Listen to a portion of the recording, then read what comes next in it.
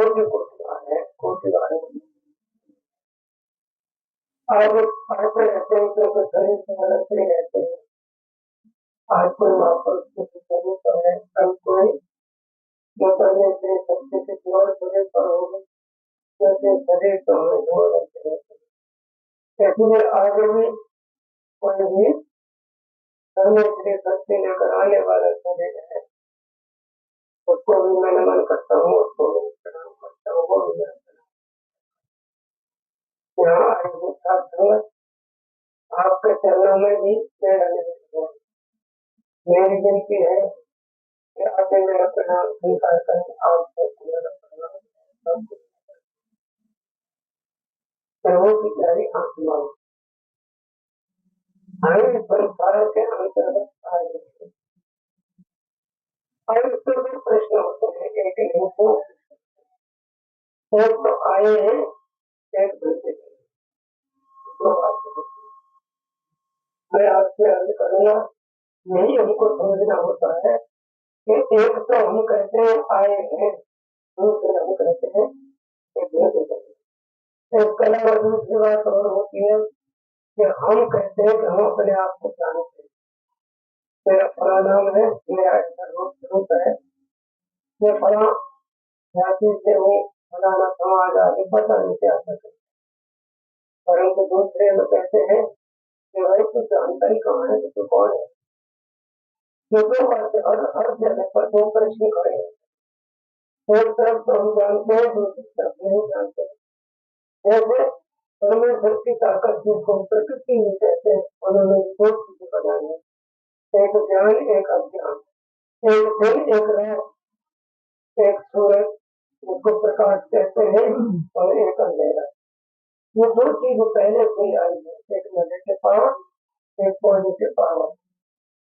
मेरी बातचीत आप बातचीत न करें, अपनी बात न करें, न रहकर हम सुनेंगे नहीं तो समझेंगे। उसी प्रकार से हमारे हृदय के अंतर्गत जो हमारा मन है, उसके अंदर भी दो प्रकार की बातें चलती रहती है, उनमें कुछ भलाई की भी होती है, कुछ बुराई की भी होती है, कुछ अपने समाज की भी होते हैं, कुछ और दूसरों के बारे में भी होते हैं। शरीर का भाव है तो कभी हमारा मन स्थिर नहीं होता है, चलता रहता है और इसका कार्य ही नहीं है कि चले चलना इसको चले। परंतु महापुरुषों ने एक शब्द कहा कि भाई जो भी कुछ कहे पहले उसको सुनो, उसके बाद सुनो, परंतु कहने वाले से ये तो पूछ लिया करो तो सिर्फ कहता ही है तो करता भी है। अगर वो कहे करे नहीं तो फिर उसका कहना ठीक नहीं। सबसे बड़ी बात है कि करके कहे तो उसका कहना है, अगर बगैर करे सुन करके कहे तो कहना नहीं उसका भक्ता जिसको कहते हैं वो भक्ता है। फिर तो कथा भागवत आदि कहते हैं भक्त करके चला जाता है, उसे कुछ पता नहीं उसके बारे में। महापुरुष क्या करते हैं कि भाई सबसे बड़ी कमी क्या है, सबसे बड़ी कमी ये है कि तुम मानते तो है परंतु उस व्यक्ति का जो महापुरुष आता है उसको तो खूब मानते हैं। जैसे हम सभी गुरु गुरु कहते रहते हैं, जैसे बहुत धर्मार्थ भगवान बहुत बहुत कहते रहते हैं, हमारा समाज पावर कहता रहता है, और जैसे कोई जहाँ से जुड़ा है वो उसी के बारे की बातें करता है। कोई ब्रह्मा विष्णु महेश की बात करता है, कोई है जो हनुमान आदि की बात करता है, कोई भगवान बुद्ध की, कोई समझी की, सब अपनी अपनी बातें करते हैं। परंतु मेरे लास्ट में बड़े महत्वपूर्ण एक शब्द कहा, मुझे तो मानते हैं परंतु मेरा करना नहीं मानते। मैंने हुक्म किया है आप उस कार्य को नहीं करते, मुझे जरूर मानते। ये भी मानता हूँ कि तुम मुझे मानते हो, मेरे जय जयकार करते हो, परंतु इससे लाभ कभी नहीं होता है। लाभ जब होगा फिर मैंने आपसे कहा है वैसा आचरण पैदा करो, उस बात का कहना मानो। अगर उस कहने को नहीं मानते, उसके अनुसार नहीं करते तो फिर मेरा मुझको मानना ठीक नहीं है, जो कोई लाभ नहीं हो सकता है।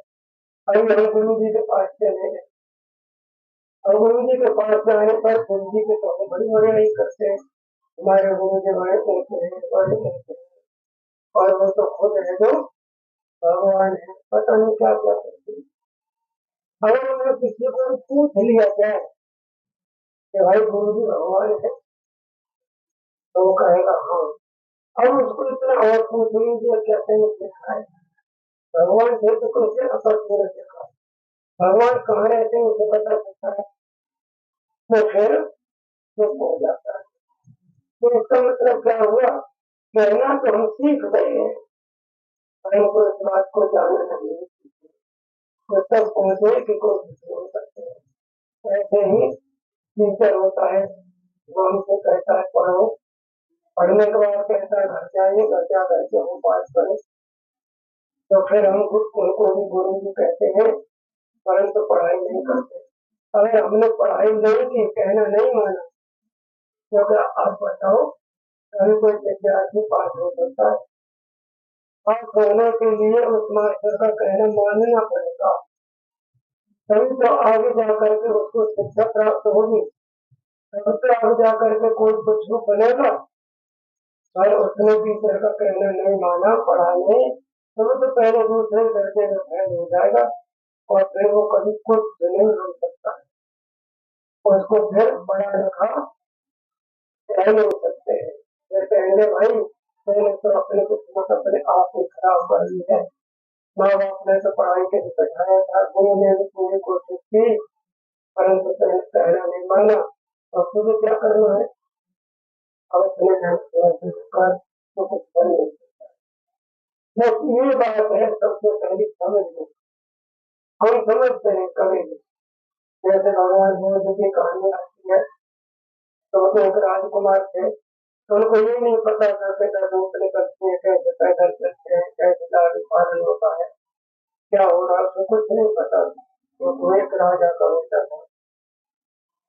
परंतु किसी ने उनका मन कराया कि चलो भाई हमने बाहर घूम करते तो अपने मंत्री जी से कहने लगे, मैं हमेशा राजमहल के अंदर ही रहता हूँ, अगर भाई आप मेरी इच्छा है कि आप मुझे कुछ बाहर से दिखा दो, हमारा देश कैसा है, हमारा राज कैसा है। वो तो मंत्री थे, राजकुमार का कहना नहीं टाल सकते, मुझे चलिए महाराज, मैं फिर दिखाया और चल फिर घूमने के लिए। जब घूमने के लिए गए तो उन्होंने पहले दिन ही क्या देखा कि एक आदमी है, वो एक लकड़ी लेकर के चल रहा है, हाथ पैर उस पर डगमगा रहे हैं, तो उसने देख करके कहने लगे, मंत्री जी ये बताओ जो आदमी आता है कभी है जो चलता है कभी बैठ जाता है, इसके हाथ पैर डगमगा कर रहे हैं, लकड़ी का सहारा लेकर चलता है, लेकिन आवाज। तो मंत्री जी कहने लगे, महाराज ये पूरा हो गया है, इसके तल के अंतर्गत अब ताकत नहीं रही है। कहने लगे क्या ये इंसान बुढ़ा हो जाता है? उन्होंने कहा हाँ, तो क्या मैं भी कभी हूँ? उन्होंने कहा हाँ आपको भी होना पड़ेगा अगर जीवन है तो। अच्छा चलो उन्हें आगे लौट करके चले गए। फिर दूसरे दिन उन्होंने कहा कि भाई मैं अपना देश देखना चाहता हूँ, चलिए महाराज। फिर दूसरे दिन आए, दूसरे दिन उन्होंने यही हालत देखी कि कोई आदमी चल रहा है, उसको सांस खोल रहे हैं, फिर वो बैठ जाता है, फिर आगे चलता है, फिर उसकी सांस खोलती है, मैंने कहा आपको भी बराबर है। फिर उनको भगवान को कहने लगे, और तो पीछे नाम रखा था, फिर इनका नाम छोटा है, उससे कहने लगे ये क्या बात है भाई, जो कल कर रहा था आज हो रहा है, ये क्या बात है? हर क्षेत्र है ये जो आप आए हैं इसकी सांस आप हो रही है, कल वाले की सांस नहीं। कहने लगे महाराज ये बीमार है, कहने लगे बीमार कि हाँ, वो बीमारी क्या होती है? ये तो सबको आ जाती है, सब सुख है, सभी के लिए होता है, वो महाराज बीमार पड़ चुका है इसलिए इसकी हालत है, आ जाइए सबका स्वागत है, आ जाओ। तो फिर बोलते हैं मेरा कहने का भाव है, तो उन्होंने कहा चलो लौट कर चलते हैं। अब आज है जो फिर लौट कर चले गए। और तीसरा दिन था, आप अंदर के पेट से आ जाओ। और तीसरा दिन था, तो फिर उनको वही लगी हुई थी कि कभी गुस्सा हो जाता है, कोई बीमार हो जाता है, तो चलो भाई हम आज और चल के देखते हैं। और वो जो तीसरे दिन गए, तो सिद्धार्थ जी ने क्या देखा, तो वहां से एक अर्थी आ रही है। अर्थी आ रही है, क्या परेशानी, आप आ जाइए। तो कोई तो मेरा भाव है कि जब उन्होंने वो अर्थी देखी तो सोच लगे।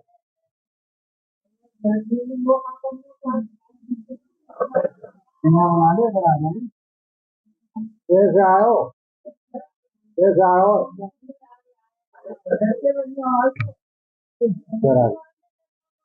अरे जो क्या हुआ, अब चलो उन्होंने क्या देखा कि एक अर्थी जा रही।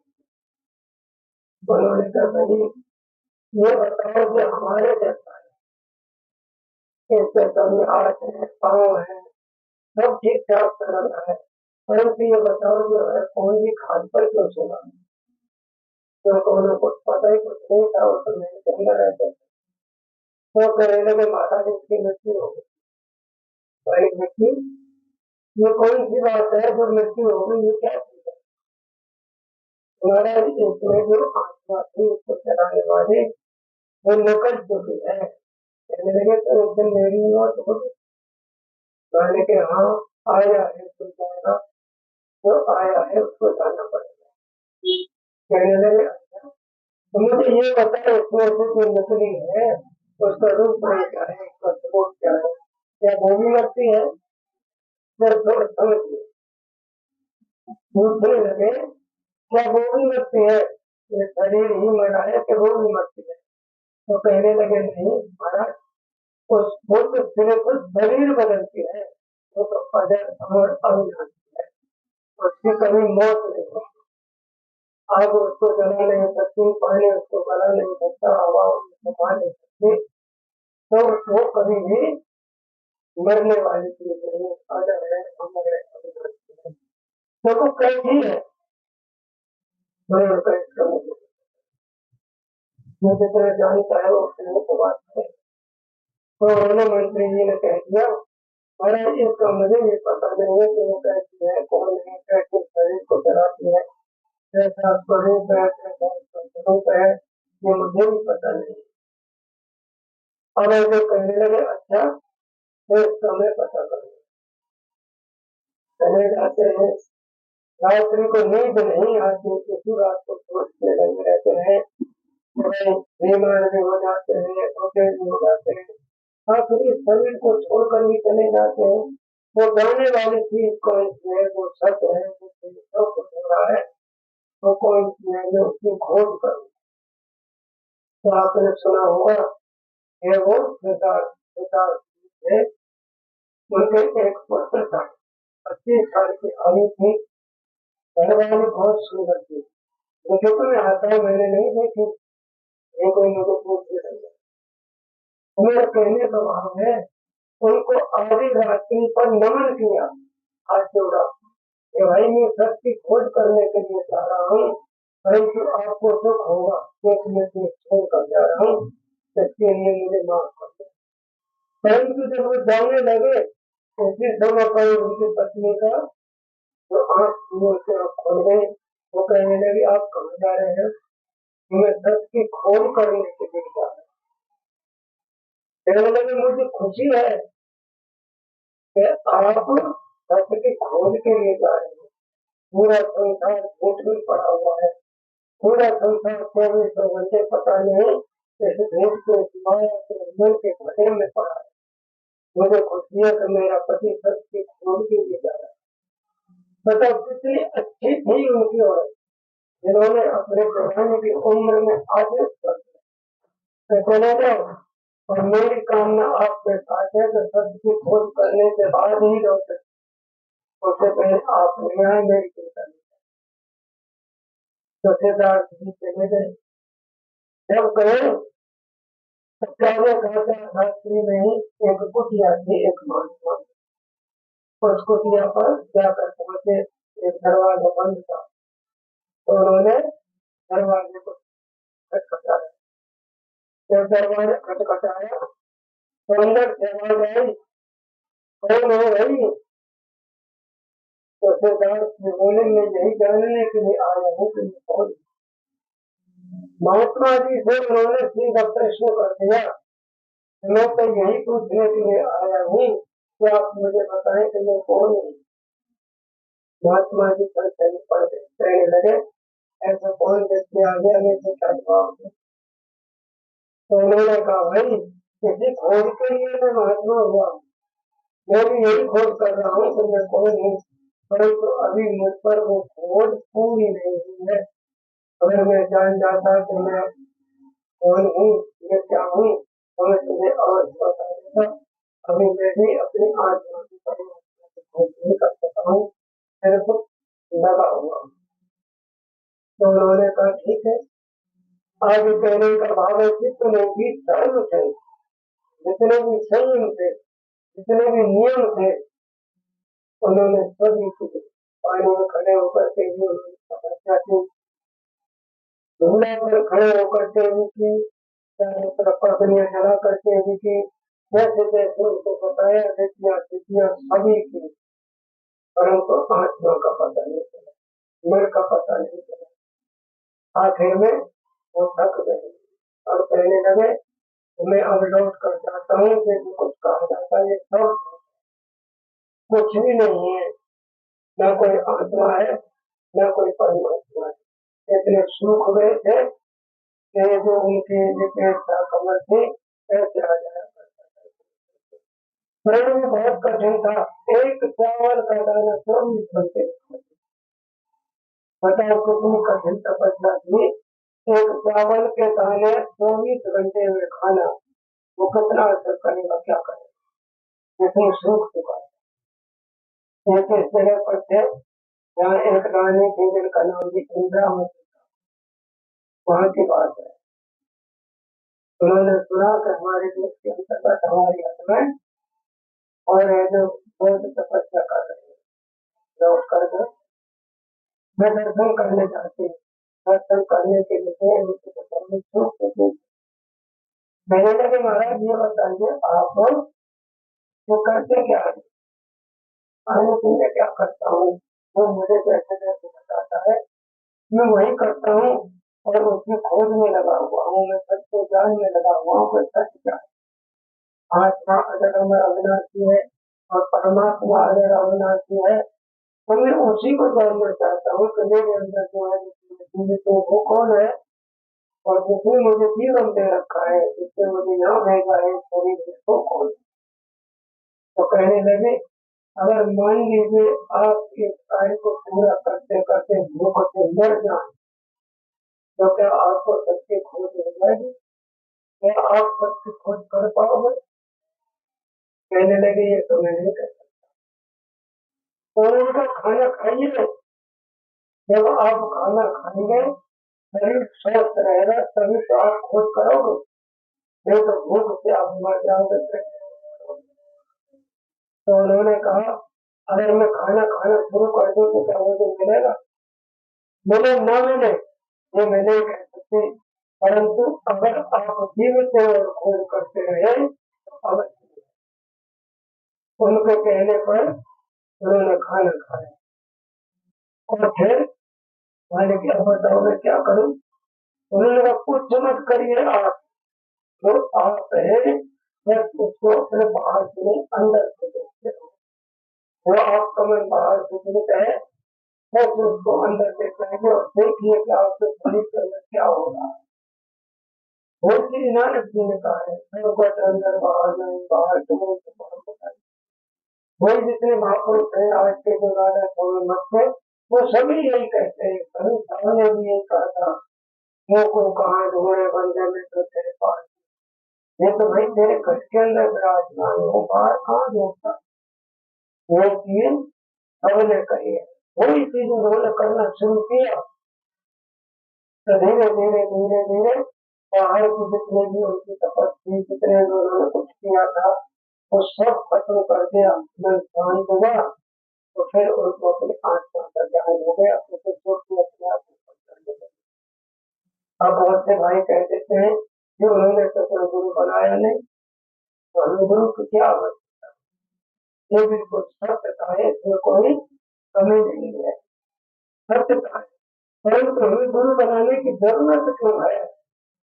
जरूरत इसलिए है कि भगवान पुरुष ने सारे कर्म करके भी एक रानी इंद्रावती का कहना माना और एक छोटी सी बात किसी को लग जाए उसी को गुरु कहा जाता है। ये नहीं दिन गुरु के पास रहे और बात लगे ही नहीं तो फिर क्या है? तो गुरु का कहना मानना असल बात है और उस पर चलना असल बात है। आगे मैं आप सभी के चरणों में विनती करता हूँ कि जो भी महापुरुष से किसी समाज में आया उसे समाज के लिए नहीं, मानव जाति के लिए किया, ये हम भूल जाए। जैसे हमारे समाज के थे उन्होंने हमारे समाज के लिए किया। रविदास महाराज जी थे वो जो दूसरे वर्ग आते थे, आज चाचा कहते हैं उसके ऊपर समाज करते वो इस जाति के थे। परंतु ये बताओ क्या उन्होंने सिर्फ जातियों के लिए किया? नहीं, अल्लाह बनाओ सभी जितने भी हैं, जितने भी महापुरुष आएंगे वो सभी के सभी पूरे मानव जाति के लिए करेंगे, मानव जाति नहीं कर सकते। अगर उस जाति पार्टी के झगड़े में बैठे तो फिर कभी वो किसी को प्राप्त नहीं कर सकते। ये स्पष्ट है। काम एक रोगी दास की उनसे अवसर हो भक्त करे को छोड़ना चाहे कि भरण कुल खोल मानस की जात सब एक पहचान हो, एक पिता एक हमारे हम सभी एक प्रभु की संतान है, हम एक के हैं, सभी एक के हैं, कोई अलग नहीं। सभी का आना एक जैसा है, सभी का जाना एक जैसा है, सभी का जीवन एक जैसा है, सभी की बनावट एक जैसी है। बताओ अंतर कौन सा है? सभी के नाम जो इंद्रिया सब एक है, सभी का आना सभी के सभी सब एक तरह से पैदा हो और सभी का जाना एक तरह से ही है। कोई शरीर को लेकर के तो गया नहीं, सभी शरीर को नहीं छोड़कर जाते हैं। फिर अंतर कैसे हो गया? अंतर हो गया हमारी बुद्धि, अंतर हो गया हमारे सोच से, अंतर हो गया एक दूसरे के लालच से आ गया जो इस युग के अंतर्गत वापस हमारी वो आए। क्या आप कह सकते हैं कि हमारे लिए आए? बताइए उन्होंने किस समाज के लिए नहीं कहा, किसके लिए नहीं कहा? उन्होंने सबसे पहली बात कही है शिक्षित बनो, सबसे पहली बात। शिक्षा का महत्व ये तो नहीं है कि हम डीएम या कलेक्टर बन जाए या हम कुछ शिक्षा उसी को कहते हैं। शिक्षा का मतलब है कि आपको हर प्रकार का ज्ञान होना चाहिए, जबकि पढ़ाई का ज्ञान हो।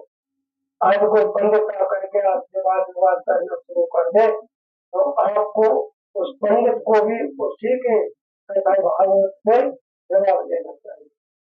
ब्रह्मा विष्णु महेश का ही नाम लेकर के जवाब देना चाहिए कि देखो उन्होंने अपने पुराण के अंतर्गत क्या लिखा। यह शिक्षा भी प्राप्त करनी चाहिए।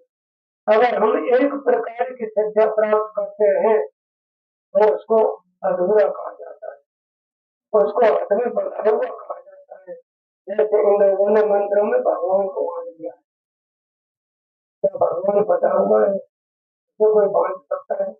कहते हैं कि भगवान यहाँ रहते मंदिर का है, कितने सिर थे पूछा जाए तो कितने सिर थे?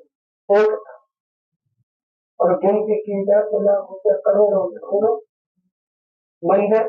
अब एक सिर क्या लाखों करोड़ों मंदिरों में बन गया? नहीं बन सकता। इसीलिए वो तो कभी मंदिरों में आता ही नहीं। वो को कहाँ ढूंढे बंदे मैं तो तेरे पास, सूर्य कहाँ देख रहा है, कहाँ ढूंढ रहा है, मैं तो तेरे पास हूँ। ना मंदिर में, ना मेहनत में, ना कावा के रात में, पर मोह को कहाँ ढूंढे मंदिर में तो तेरे पास। अब अगर इस हिंदुस्तान की शिक्षा प्राप्त करते रहते, मनु स्मृति को नहीं करते मैं आज ये कह सकता हूँ कभी उसका प्रयोग नहीं कर। इसीलिए ज्ञान हमेशा सही होना चाहिए, हर प्रकार का होना चाहिए। उन्होंने सभी धर्मों का ज्ञान किया, ईसाई धर्म का भी किया, मुस्लिम धर्म का भी किया, हिंदू धर्म का भी किया, सभी धर्मों का किया। सब धर्मों का जब ज्ञान करने के बाद उन्होंने सभी धर्मों में त्रुटि पाई। सबसे पहली त्रुटि क्या थी? नफरत। सबसे पहली त्रुटि क्या थी? हिंसा। तो बाबा साहब ने कहा कि हिंदू है, इसको सनातन धर्म कहते हैं। उन्हें जिस देवी देवता जिनको पूजा जाता है उन्होंने हिंसा की है, उन्होंने ही वध किया है, कहते हैं ये राक्षस है। आज भी हिंदू धर्म में अगर आप देखते हैं तो बहुत से मंदिर, बहुत से देवी देवता ऐसे मिलेंगे जिन पर ऐसो पैसा की बलि चढ़ाई जाती है। और उनको कैसे कहोगे ये देवता है, कैसे कहोगे ये मंदिर के है, कैसे कहोगे ये सनातन, कैसे कहोगे ये धर्म है। इस्लाम धर्म में चले जाओ, ऐसे ईद के समय पर खुदा के नाम पर करोड़ों जीवों चर्चा करते। आप कहते हो जो घर के अंदर खुदा है तो क्या उसमें बकरे के अंदर इन्हें खुदा नजर नहीं आया? क्यों काटते हैं? ऊँट को काटते हैं, बकरों को काटते हैं, मेढ़ा को काटते हैं, भैंसा को काटते हैं, उनके अंदर परमेश्वर नहीं है, उनके अंदर आत्मा नहीं है। कभी कभी मैं भी पूछ लेता हूँ, भाई ये बताओ, एक छोटे बच्चे को अपनी माता मुंडन कराने एक बुढ़िया हो जाती है तो दादी माँ कहते हैं, और जो नाई है जो लेकर के उसको लेकर के बैठता है तो उसको क्या कहती है, भाई धीरे धीरे करना, कहीं बच्चे को ब्रेक ना लगता। आपको अपने बच्चे का तो बोला ब्रेक नहीं लग जाए, दूसरे की गर्दन काट करके खा जाते हैं, उसको दर्द क्यों होता? ये बात हमने बाबा साहब ने हिंदू धर्म का त्याग कर दिया, इस्लाम धर्म का त्याग कर दिया, कहने का भाव सबका अध्ययन किया। सबका अध्ययन करने के बाद बौद्ध धर्म पर आए तो उसमें स्पष्ट लिखा था सबसे पहले हिंसा करना सबसे बड़ा महापाप। हर चीज पर दया करें तो बाबा साहब ने उसी धर्म को अपना लिया, क्योंकि मैं उस धर्म को अपनाऊंगा जिसमें समानता है, मानव को मानव माना जाता है और सबके अंतर कहते तो सभी है ना। हर्ष करते मैं हर्षू बचे संतन को पुकार, सभी कहते हैं हर घट के अंतर्गत भगवान लगता है। तो जब सब घट के अंदर बच्चा है, मुसलमान फकीर कहते हैं सब घट मेरे सामने सुनिए सिंचन को उसे लगाईता घट की जागत पर्वत हो। मैं सब चीजों के अंतर्गत, सब शरीरों के अंतर्गत परमात्मा है। मैं बाहर जाता हूँ जिस घट को प्रकट करता है। मैंने पहले भी आपसे अर्ज की, अगर हमने सिर्फ सुना और सुन करके छोड़ दिया तो कभी भी हम ज्ञानी नहीं बन सकते, कभी हम उन्हें प्राप्त नहीं कर सकते। अभी एक बहन पूछ रही थी संपूर्ण ब्रह्मांड में क्या जयकार। मैं अर्ज करता हूँ हाथ जोड़ करके, क्या आप इतनी ऊंची हो गई है वो आपके कहने से जय जयकार हो जाएगी? अगर जय जयकार के लायक कोई है तो उनकी तो पहले से हो रही होगी। क्या मैं कह दूं किसी की मैं उनके ब्रह्मांड में जाकर के जय जयकार हो तो क्या मेरे कहने से हो जाएगी? तो मैं कभी ब्रह्मांड नहीं गया, मेरे अंदर कोई ऐसी ताकत नहीं है जो किसी की जय जयकार ब्रह्मांड में करा दे। ये बोले अति ऊपर बोले जाते हैं, वो पाप की ढेरी में आते हैं, परंतु ये संसार बना है आपको पाप करने के लिए कहा जाता है। पाप करो तभी तो आप न को निभाओगे, परंतु थोड़ा लगेगा। हमें करना खिलाना कभी भी मैं अभी बाबा साहब के लिए कह दो, भगवान बोध के लिए कह दो, भगवान सिंह के लिए कह दो, तो मेरे कहने से चले जाएंगे क्या मेरे अंदर ताकत है? मैं आप में से किसी के लिए कह दूं कि आपकी जय जयकार ब्रह्मांड में हो या वैकुंठ में हो तो क्या मैं उन्हें वैकुंठ पहुंचा सकता हूँ? नहीं पहुंचा सकता ना, यदि उसके लायक नहीं हूँ तो उस बात को कह सकता हूँ। इसीलिए हम जितना हमारे अंदर ताकत है बोध होता है हमें उतना ही कहना चाहिए, उतना ही बोलना चाहिए, उससे ऊपर के बदल पाप में आते। तो मैं आपके चरणों में विनती करता हूँ, यही चीज समझी थी जो शिक्षित होता है, बड़ा आदमी होता है, ज्ञानवान होता है, वो हर प्रकार का ज्ञान करता है, वो कभी पढ़ता नहीं। जैसे न मनु जी से बने, न एक धर्म से बने, किसी से नहीं बने।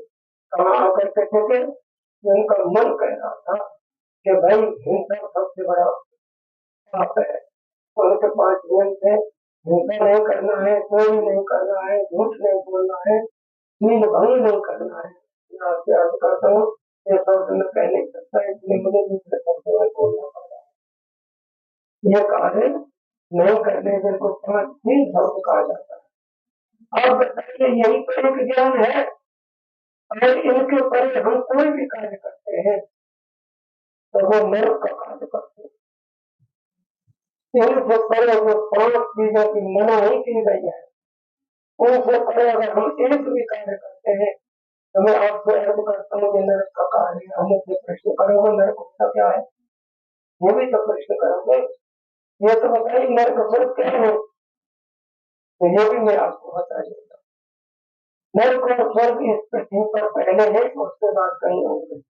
विचार करके देख लेना, इस पृथ्वी पर पहले नर्क और स्वर्ग पूर्ण पृथ्वी पर है। इसके अलावा ऊपर है या नहीं, जब वो उन्हें आपको दिखा नहीं सकता तो कभी वर्णन नहीं करता। पहले भी अर्थ की है, मैं उतना ही बोलूंगा जितना मैं कर सकता हूँ, परंतु यहाँ के लिए ही मैं आपको नर्क स्वर्ग बता देता हूँ। इस संसार में आकर के हर प्रकार का ध्यान करके सबके बीच में सम्मान पूर्वक रहे, सभी उसकी इज्जत करें, आप सभी की इज्जत करें। और जो 5 चीजें मैंने अभी कहा, 5 बातों के लिए उनके संयम में रहे, वही स्वर्ग में रहता है। उसका मन शांत रहता है, दौड़ नहीं करता, संतोष होना चाहिए, दया होनी चाहिए, क्षमा होनी चाहिए, करुणा होनी चाहिए। अगर ये 3-4 चीज उसके अंतर्गत नहीं है तो नर्क में रहता है, उसका मन शांत नहीं होता, आगे पड़ा रहता है। आज हम हमारे पास 100 रुपए है तो कल कहेगा मेरे पास 2 रुपए होने चाहिए। वो चिंता फिक्र में जी रहा है, वो कहाँ है। आ गई चिंता में भी मनुआ बेपरवाह, जिनको अवकाश चाहिए वो सावन देता, कोई कोई चिंता नहीं। आगे उनका जो कर्तव्य है, जैसे कहते हैं संगठित रहो, पहला कार्य है संगठित। और संगठित का पति से समाज से उन्होंने कभी नहीं कहा। हम लोग कहते हैं कि उन्होंने कहा समाज के लिए संगठित होना, ये हमारी बुद्धि का पेट है। महापुरुष को हम जान ही नहीं सके तो उन्होंने क्या कहा था। कभी हम महापुरुष को अगर जान ले तो हमें पता चलेगा कि उनका कहना क्या था। पहले शब्द था उनका शिक्षा। तो शिक्षा के लिए मैंने आपके चरणों में आपको किया है कि शिक्षा एक प्रकार की नहीं, अनेक प्रकार के होने चाहिए।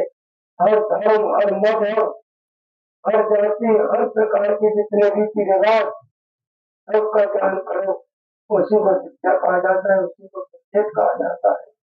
अगर हमने ज्ञान नहीं किया, प्रेमा और पीतल का ज्ञान अगर हमने नहीं किया तो पीतल ही सोने के पास बिक जाए।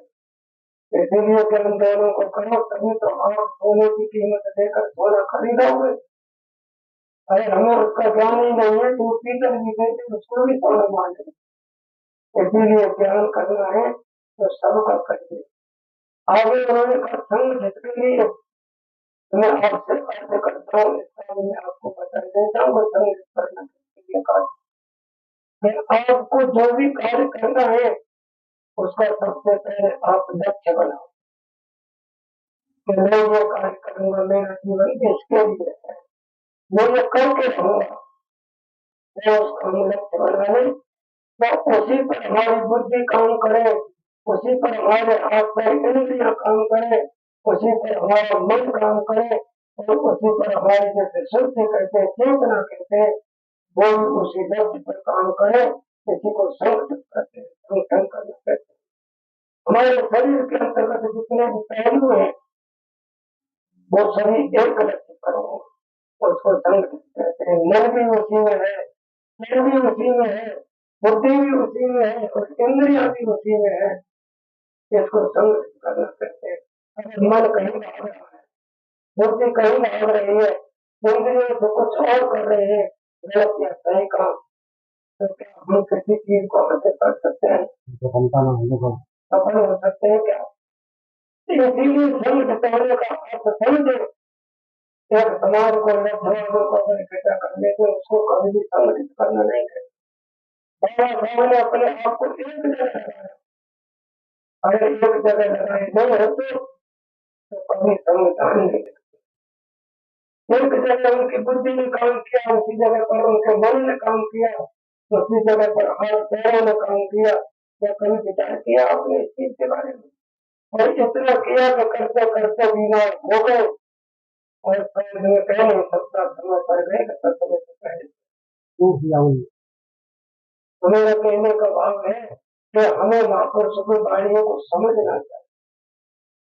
हम वाणी नहीं समझते, ऊपर की बात समझ लेते हैं। एक मुझे उदाहरण आती है, जब आती है नानक देव जी के समय की।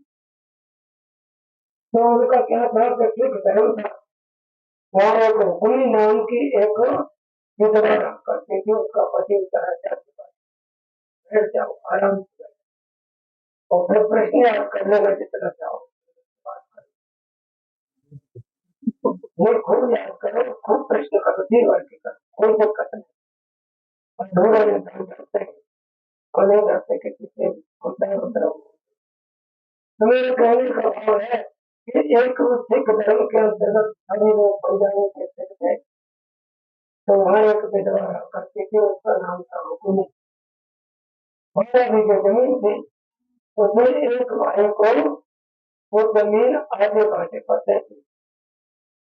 और क्या हुआ, हमें आया फसल आगे घर में, एक बेचारी रोज गुजारती थी कि भाई हमारा आधा अनाज दे दे, वो देता ही नहीं था, कैसा मैं नहीं देता। भाई के भाई मैंने आधे बांटे पर तुमको खेत दिया है तो क्यों नहीं देगा? नहीं, मुझे नहीं देना। उस बेचारी ने परेशान होकर के एक पंचायत बुला ली। अब पंचायत बुलाई, उन्होंने कहा हुक्म बताओ क्या बात है, आपने पंचायत क्यों बुलाई है? उन्होंने हाथ जोड़ करके विनती की, पंच देवताओं मैंने ये बुलाई कि मेरे पास 12 बीघे जमीन है। मैंने कहा हाँ वो तो है, वो मैंने फला आदमी को आधे बांटे पर दे दी है। मान के अच्छा, अब मुझे अन्न का दाना नहीं देता है, वो कहता है कि मैं नहीं देता। उन्होंने उससे पूछा भाई मैंने इसकी जमीन आधे बांटे पर दी थी? भाई ने कहा हाँ, तो फिर इसको नाच क्यों नहीं देता? यानी कि मैं पीछे बताऊंगा, इस बात को पहले आप ये बताओ, नानक जी ने जो कुछ कहा था वो सच कहा था या गलत कहा? आपके ऊपर नाम रख दिया है नानक जी पर, जिनके नाम पर एक धर्म बन गया है, सिख धर्म। यानी कि भाई उन्होंने तो एक लफ्ज में गलत निकाला। वो कहने लगे कि गुरु ग्रंथ साहिब के अंतर्गत लिखा है, जो बीज सोई जुड़े हुक्मी नित आगे नित जाए। ये सब मैंने बोया है, मैंने काट दिया, ये हुक्मी रोज मेरे पीछे घूमे, नित आगे नित जाए में से एक गाना करवाया। ये है जो गुरु ग्रंथ में नानक देव जी लिख गए। उन्होंने कहा भाई एक बात तो बता, नानक देव जी थे जब ये हुक्मी थी, कहने लगे वो तो परमात्मा से पहले लिख गए। अब वो क्या कहने लगे पंच देवता कि भाई देव गुरु ग्रंथ साहिब के अर्थ को गलत मत करे, तो अपने स्वार्थ में भाई के कैसे? उन्होंने ये कहा है कि जो बीजो सोई रुड़े, जैसा कर्म करोगे वैसा ही फल मिलेगा। हुक्मी मुक्तावे नित जाए, हुक्मी का अर्थ है वो परमेश्वर राम जनों का बैठ के सबका मुद्रा ले और जैसी जाके चाकरी तैसी साक्षी से वो हमेशा देख रहा है कि आप क्या कर रहे हैं। ये हुक्मी उससे नहीं थी, तो गुरु ग्रंथ साहिब की जो पंक्ति को या दाख को लेकर के बेईमानी न कर, उसका आधार ऐसे हिस्सा देते। तो हम लोग क्या करते हैं, अपने स्वार्थ की बात को याद कर देते, परंतु महापुरुषों ने क्या कहा, उस पर चलने की कोशिश नहीं करते, न उसे समझने की।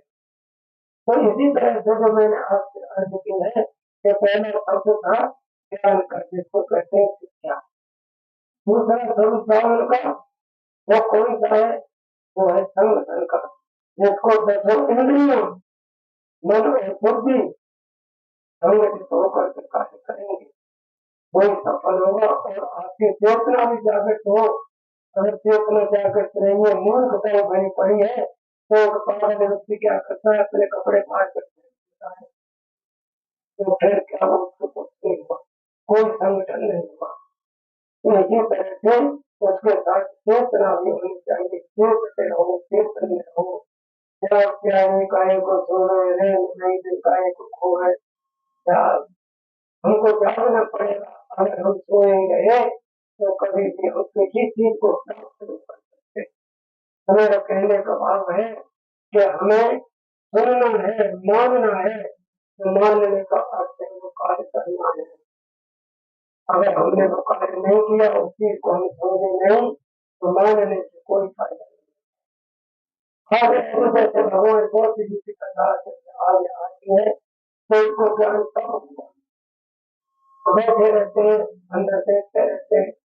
जब अंदर देखते हैं तो उनकी सुर्ती है, जब कोई व्यक्ति ज्यादा देर बैठता है और बाहर की भटकन छोड़ देता है, अगर चाह नहीं, चिंता नहीं, कोई बात नहीं, उसको तो कह दिया कि तुम अंदर में बैठे हो, क्या शरीर में हो रहा है आपका मन देखिए, कभी शरीर के अंतर्गत कुंडली चलती है, वो कहते हैं मुझसे कार्य बैठे रहो, तो बैठे उस कुंडली के जगह को खुदाते रहो। कभी मन उनका कहता है कि मेरे पांव में दर्द हो रहा है, वो कहते हैं मुझसे कार्य बैठे रहो, तो आगे पैर कर सकते वो बैठे रहते। धीरे धीरे धीरे धीरे एक ही शब्द को ध्यान में ले आए तो बैठे रहो, देखते रहो, बस ये एक शब्द मान लिया, तो वो बैठे बैठे अपने आप जब सुन बोलने लगे तो ऊपर चेतना चढ़ी।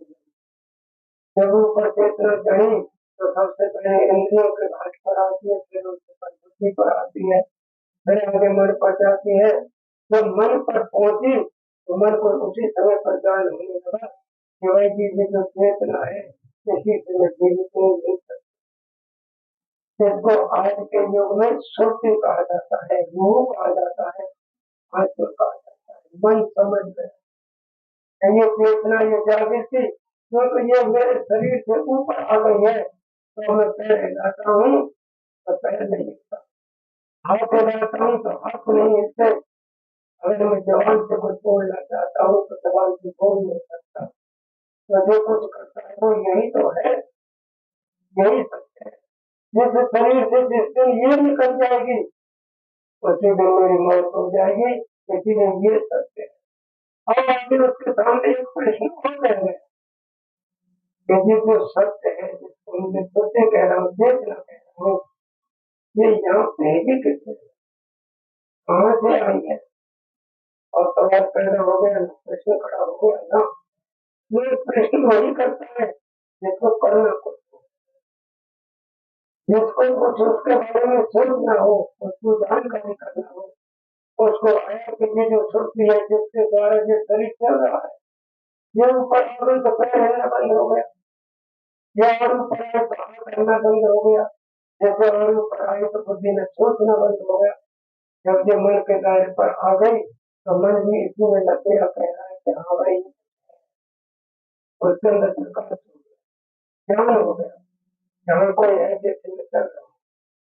और खुद कैसे खड़ा हुआ, ये आई काम किया है, ये जो चेतना है, जो सुर्ती है, ये शरीर को चलाने वाली चीज है, वो आई काम से भेजने वाला को, और उसी सुर्ती से प्रश्न किया जाता है।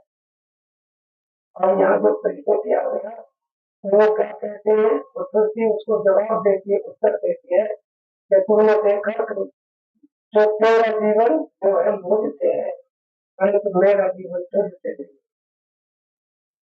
और थोड़ा समझने की कोशिश करना, ये शरीर का जीवन, शरीर के पुर्जों का जीवन सुखी से आत्मा से, आत्मा का जीवन इस शरीर से वो तो कोई और शरीर में धारण कर सकते हैं, ना भी करे तो अपने परमेश्वर के रह सकते हैं, क्योंकि वायु का कोई जीवन नहीं होता, उसका कोई आकार नहीं होता, पानी का कोई जीवन नहीं होता, उसका कोई आकार नहीं, ढंग नहीं होता है, तो जिसके अंतर्गत आ जाता है बस वही रूप होता है। पानी को बड़े में कर दो तो बड़े का रूप हो जाता है, पानी को किसी को बच्चे में भर दो तो उसका रूप हो जाता है। ऐसे ही एक प्रकार से एक मोमबत्ती अगर कमरे के अंदर जला दी तो उस प्रकार उसका चौकुर कमरे की तरह हो जाएगा, आकार उसका रूप उसको मात्रा उसी तरह से प्रकृति का पूर्ण ऐसे ही सुखी है वो जिसके अंदर है तब तक ही उसी के अंतर्गत है, वही उसका रूप है, वही आकार है।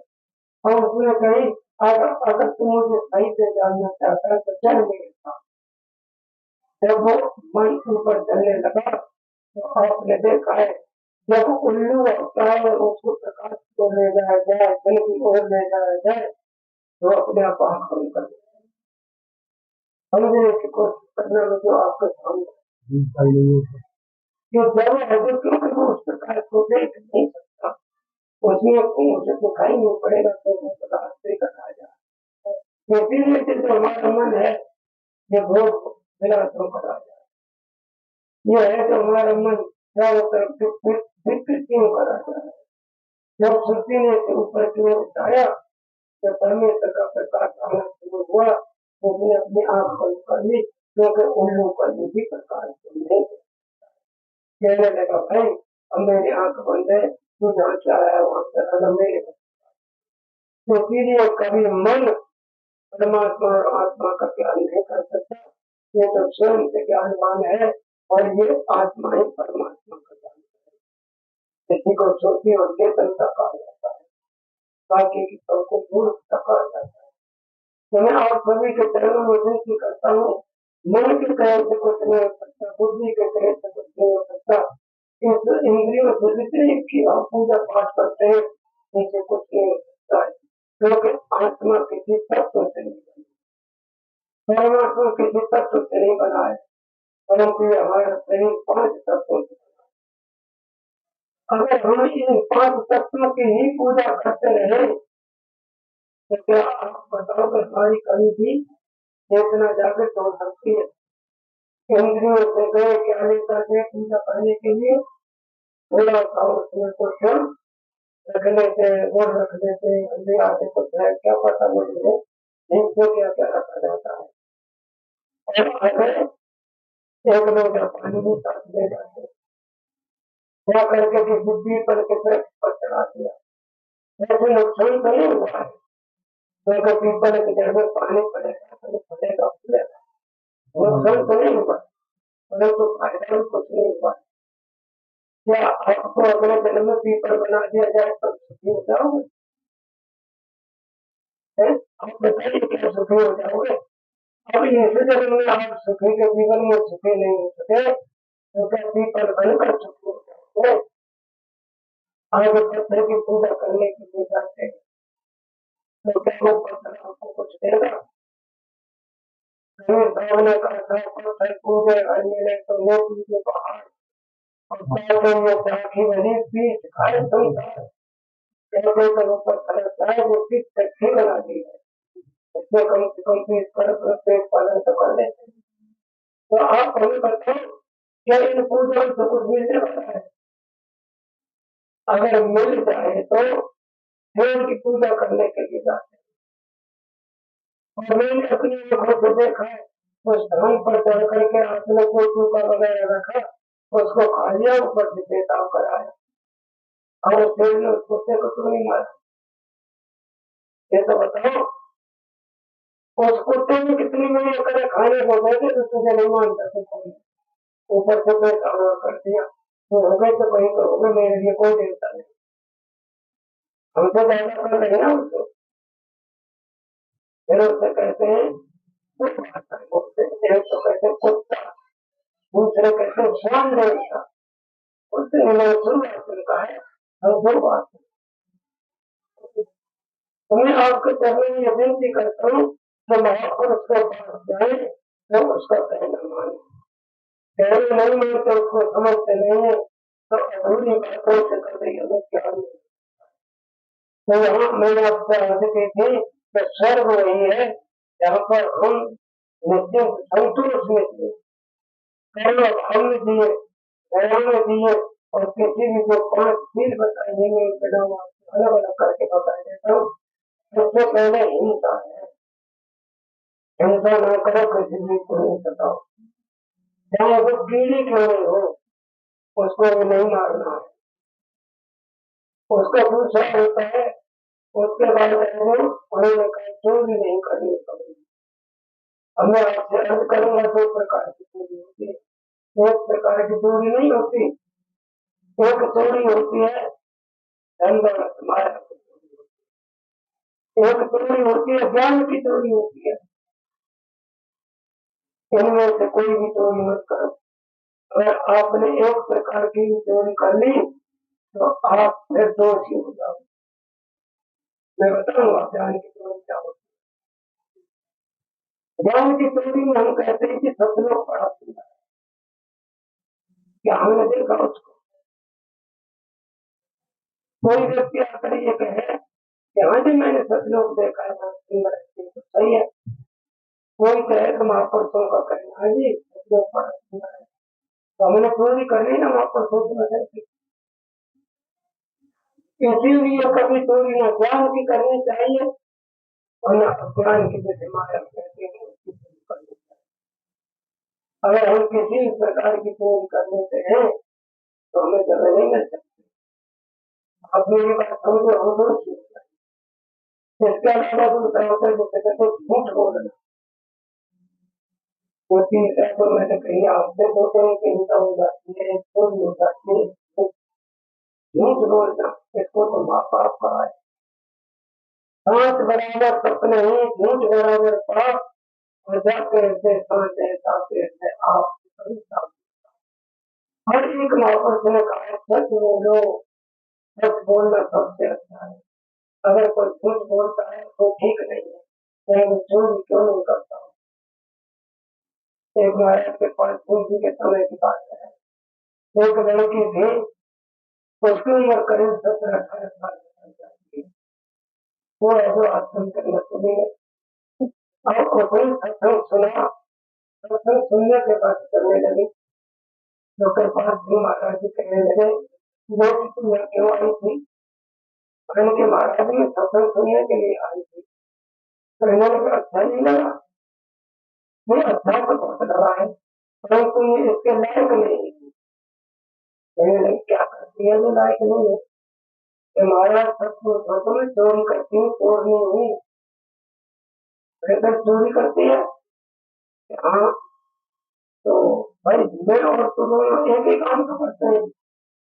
मैं भी चोरी करता हूँ, मैं भी चोर हूँ, और तू चोरी करती है तो तू भी चोर है। करके बात बढ़ गई तो तू क्यों जाने लगी? बोलने के महाराज पहले मुझे ये बताओ कि तुम किसकी चोरी करते हो, और चोरी करके तुम महात्मा कैसे बन गए? ये तो प्रश्न खड़ा होगा ना। मैं चोर नहीं हूँ, मैं चोरी करती हूँ, तो महात्मा बनी नहीं। मैं तो चोर नहीं, पुलिस के मारे तो उनकी पीछे रहती हूँ, और किसी के हाथ आ जाओ तो मार पड़ेगी। और आप कहते हैं मैं भी चोर हूँ, तो तुम बताइए तुम किसकी चोरी करते हो, कैसे चोर हो मुझे बताओ। तो कहने लगे बेटी जैसे थोड़ा सा फर्क है, तू चोरी करती है तो इस दुनिया की चोरी करती है, तो तेरे साथ नहीं है। और अगर तू यहाँ भी हाथ आ जाए तो तू बदनाम होगी। और मैं चोरी करता हूँ तो परमेश्वर के नाम की चोरी करता हूँ, मैं सबको बांटता हूँ, उनका भी कल्याण हो और मेरा भी कल्याण होगा। मैं उस परमेश्वर के नाम की चोरी। तो बेटी हम दोनों एक है, आज से माया की चोरी करना बंद कर देना और तू भगवान का नाम ले। एक बात और कहते महापुरुष में आपके चरणों में विनती करता हूँ, बड़ा नहीं मानता। अगर कोई बड़ा आदमी हो गाँव में, जिसको ताऊ कहते हो, दादा कहते हो, काका कहते हो, या ताऊ दादी कोई हो, अगर उसका नाम ले लिया जाए फलाने, तो कहेगा कितना बड़ा बन गया, हमारा नाम लेगा, इतने बड़े आदमी का नाम लेगा, बड़ा लगता है ना, लगता तो भगवान कितना बड़ा है, बिल्कुल कुछ नहीं होता। ये तो बताओ, कृष्ण भगवान ने उनके सामने भी सुदामा कृष्ण कृष्ण कहता था, तो कृष्ण को बड़ा समझ लगा। और सभी का सभी अभी मैं आपके सामने बैठा हूँ, आदि थे संत वर्गी सिंह जी की अपने नाम लिया नहीं लिया, संत आकर की उन्हें क्या बुरा लगता है, क्योंकि हमारे अंदर अहंकार है, हम बड़े आदमी बन गए अहंकार के बारे, और अहंकार में अगर हमारा कोई नाम मिले हमें बहुत भी बुरा लगता है। और भगवान के अंदर कोई अहंकार नहीं, क्योंकि हम सभी उसके बच्चे वो उसे प्रेम करते हैं, इसलिए उससे कोई भी गुस्सा नहीं आती। वो कहता है मेरा नाम लेते आओ मेरे बच्चों, मुझे बड़ी खुशी होती है कि आप सभी मेरे, आप बताओ इसमें भी तो भेद है, नाम लेने में भी तो भेद है, हम नाम करते लेते क्या सुनते हैं क्या करते हैं, तो नाम लीजिए और बड़ों को कहीं बुरा नहीं लगता। कहते हैं ना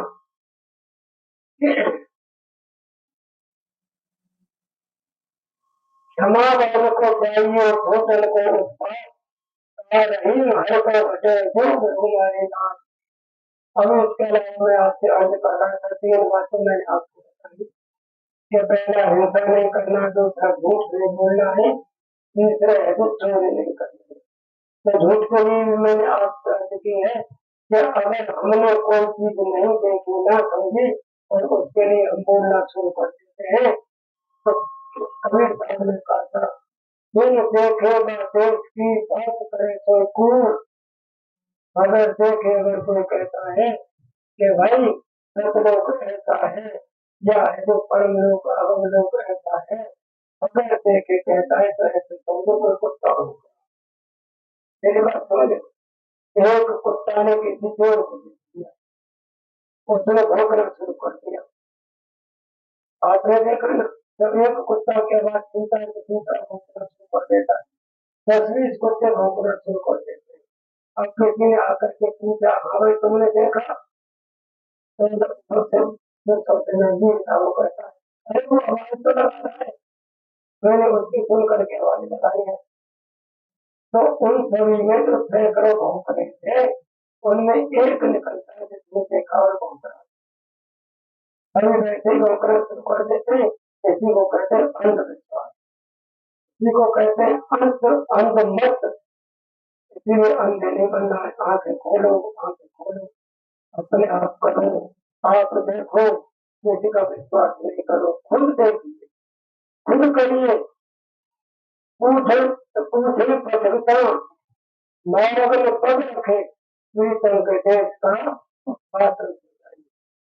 अभी कोई हमको पूछ लेता है कभी यहाँ से गोवर्धन कितना दूर है, कौन सी सड़क है, हम उसे बता दें 18-20 किलोमीटर होगा, तो समझने वाली सड़क है। तो पहली बात तो उसने पूछा है वो सड़क पर नहीं चलता और हमने भी झूठ बोल दिया है, माफ करना तो मैं कहता हूँ कहीं बड़ा मान जाओ, सड़कें कभी नहीं चलती, जहाँ थी वही रहती है, परंतु उससे कहो मैं सामने जो सड़क है आप उस पर चलोगे तो वो पहुंच जाओगे। क्या कहते हैं तो वो सड़क जा रही है, सड़क कहाँ जा रही है, तुम्हें बड़ी रहती है, अरे को झूठ बोलते हो, मेरी बात समझेगा, तुम्हें संसार ही अच्छा है कि तुम्हें झूठ ही निकलता है। तो ये सब प्रकार से ध्यान रखो कि हम झूठ ना बोले, संयम में रहे, क्योंकि ये संसार को झूठ की नगरी है, है झूठ ही निकलता है। ऐसे ही आपने देखा ना, रेलगाड़ी से सफर करते हैं तो कहते कौन सा स्टेशन आ गया, कभी कोसी आ गई, अरे वो तो नहीं कहते रेलगाड़ी पहुंची है कोसी के स्टेशन पर, कोसी नहीं आई हम पहुंचे, तो ऐसे चलता है, ऐसा कोई बात नहीं, परंतु झूठ ना बोले। अच्छा, आगे जो चौथा हम बताया महापुरुष ने, वो ये है जो मैं आपसे कह गया था, तीन पुरुष के लिए कभी भी किसी भी अगर पुरुष है तो डर की पर नजर नहीं डाले, माता बहनों बेटी माने समझे समझिए और माने में अंतर है। मैं आपसे अर्ज करता हूँ, समझ लिया, थोड़ी देर के लिए समझ लिया। अगर मान लिया कि जो मेरी बहन है, जो मेरी बेटी है, तो कभी अपनी बहन बेटी के लिए नजर गंदी नहीं होती, तो कभी किसी दूसरी पर भी। ये तो होती है, चाहे वो स्त्री है, किसी पर नजर में डालो करो, वो जो भाई पिता और बेटा इस प्रकार से बर्ताव करो, इस प्रकार से मानो। अगर कोई पुरुष है तो वो उसे माता बहन और बेटी मानो। मानने का अर्थ है, जानने का अर्थ कोई, समझने का अर्थ कोई नहीं। अभी कह देते समझ लिया नहीं, हमारी बहनों के समान है, और समझने का स्मरण कर दो बेटा। अगर कह दिया कि हमारी बहन है तो बहन में थोड़ा करिए, ये तो अच्छी बात है। तो इसके अलावा एक बात और आ जाती है जिसको पांचवा शब्द कहते हैं, किसी भी प्रकार का मादक पदार्थों का इस्तेमाल नहीं करना है, जिसमें मांस मदिरा और नशीली वस्तुएं आती हैं। क्योंकि परमेश्वर ने खाने पीने के लिए अनेक प्रकार के भोजन बनाए हैं, अनेक प्रकार के फल फ्रूट बनाए हैं, अनेक प्रकार के जब दूध दे दिया माता के अंदर में पैदा होने से पहले, जिसमें मीठा डालने की जरूरत नहीं होती, तो फिर शराब क्यों पीते हो? कोई और शराब पी करके भूख हड़बड़ हो जाता है, कुछ नहीं मिलता तो नमक ही बात पाक देते हैं ऊपर से, ये बड़ी योग्यता की बात है। इन पांच चीजों का संयम बरतो तो आगे आपकी जागृति होगी। अगर इनका संयम नहीं बरतते तो छोटी तरह के पकवान से ना ही त्रावक हो, पैदों के पकवान से कभी भूख नहीं उठती, बना करके खाना पड़ेगा। अगर भूख मिटाना चाहते हैं इसके दो कारण, यही मैं कह रहा हूँ, आगे इसके भी दो मतलब है, इसको भी दो तरह से हम अपनी भूख मिटाते हैं। एक तो भूख खुद बना करके खा करके मिटा सकते हैं, एक भूख अपनी माता के पास आकर बैठ जाओ, वो तुम्हारी भूख का सामान पहले लेकर आएंगे और समझो। तो जब पहले से ही लेकर आइए तो आपकी भूख मिटाने के लिए तो आई है, इसीलिए हमें भूख मिटानी है तो महापुरुष कह देते हैं, मेरा मन कर संतन को संग, मैंने शब्द कर दिया। जैसे माता के पास बैठने से व्यक्ति की भूख मिट जाती है ना, माता मिटाती है कि नहीं मिटाती बताओ आप? हम सबने तो माता से जन्म दिया है, हम सभी तो जानते हैं कि हाँ माता सबसे पहले माता ही भूख मिटाती है, और लास्ट तक वही मिटाती है, खाना बहुत बना करके खिलाती है, वही तो लक्ष्मी है। पति बनाती है उसको भी खाना खिलाती है, भाई होता है उसको भी खाना खिलाती है, काम भूख मिटाने वाली आपके पास है। जब इस संसार की भूख लगी है तो लक्ष्मी के पास जाना पड़ेगा, और जब परमेश्वर की भूख लगी है तो संतों के पास बैठना पड़ेगा और उनके कहे अनुसार काम करें। और माता जी वो बाहर बच्चा कह के चला जाए, माता मुझे भूख लगी है, और कबड्डी खेलने चली जाए, खेलने माता कभी कबड्डी के मैदान में एक कटोरा या खाना लेकर नहीं जा सकते, इसीलिए बच्चे को माँ के पास आना पड़ेगा। आप मेरी समझे हो, जाना पड़ेगा कि नहीं? बस ये दो प्रकार की बातें मैंने आपके सामने आज दो तरह की बातें रखी है, समझिए ये दोनों प्रकार के।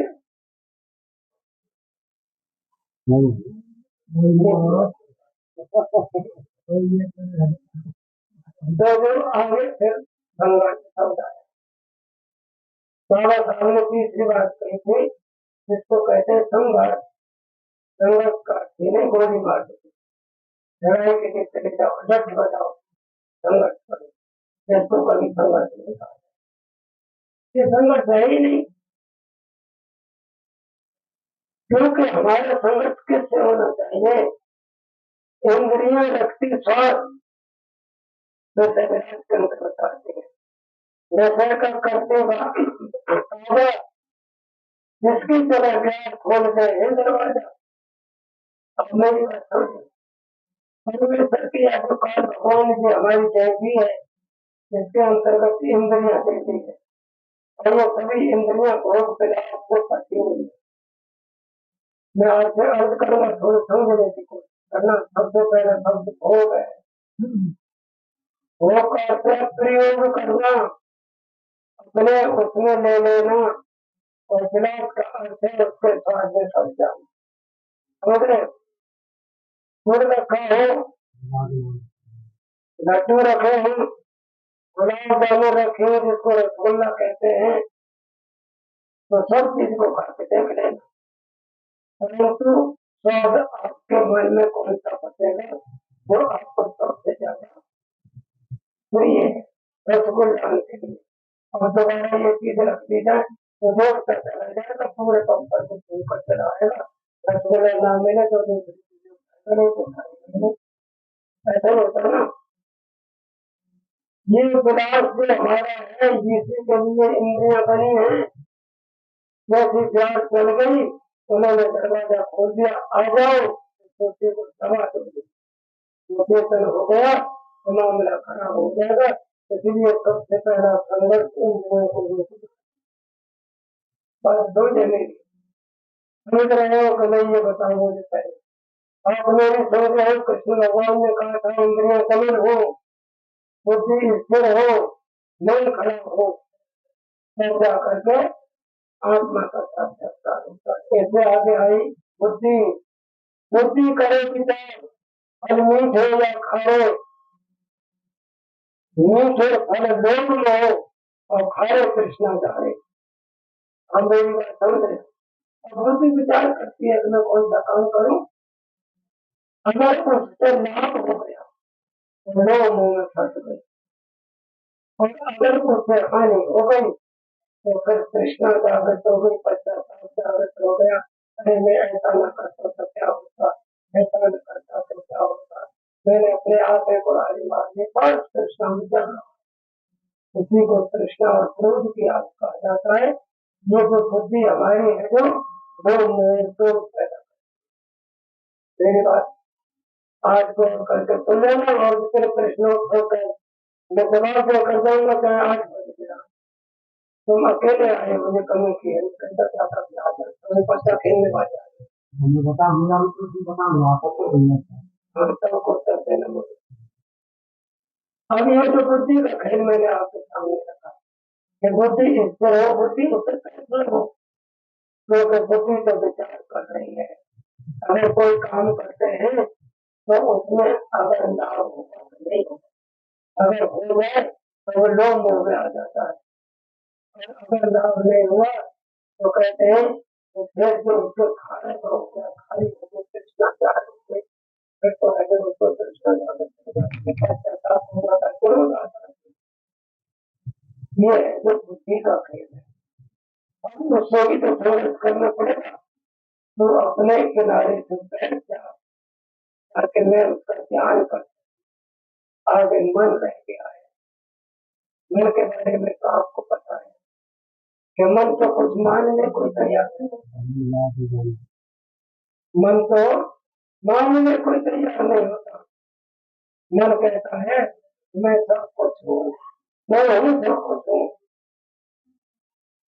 क्योंकि मन के हारे हारे मन जी को जब जी और मैंने खाने में खा, तो मन तो हार ही नहीं मानता। अगर हार मान जाए तो सब कुछ उससे भी तो संघर्ष करना पड़ेगा,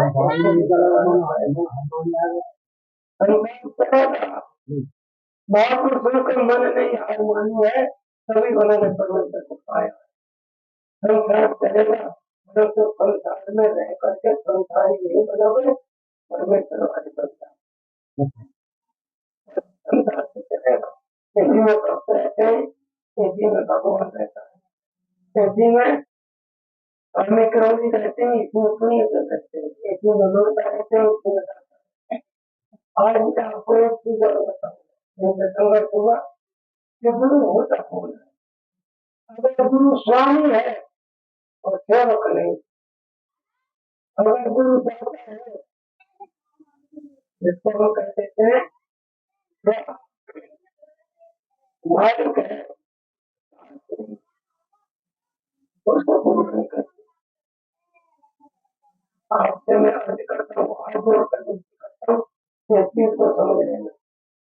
अगर गुरु स्वामी है तो वो सेवक होना चाहिए।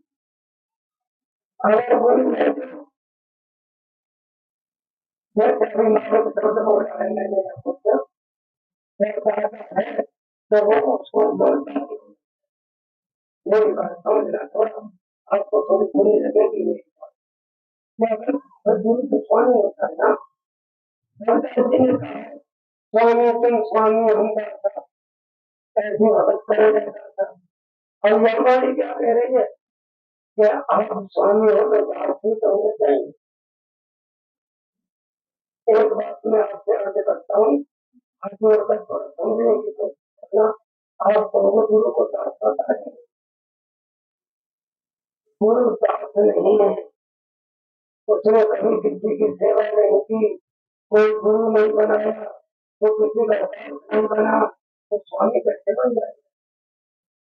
पहले शिष्य होता है ना, फिर उसके बाद पहले गुरु सेवा गया अपने घर से सारी चीजें ना। पहले जो गुरु होता है वो पहले शिष्य बनता है, सेवा बनता है, दास बनता है, सेवा करता है। उसके बाद गुरु उसके अंदर पूरा आता है। गुरु सुख सुख गुरु है, गुरु कर उपदेश बनाए। पहले गुरु शिष्य होता है, शिष्य बन करके गुरु की जो कृति होती है, गुरु की जो वाणी होती है, गुरु जो कहता है उस कर्म को करता है, तब जाकर गुरु बनता है। तो वो पहले आप बताओ, पहले सेवक होगा पहला। अगर सेवक नहीं बना तो क्या गुरु बन सकता है।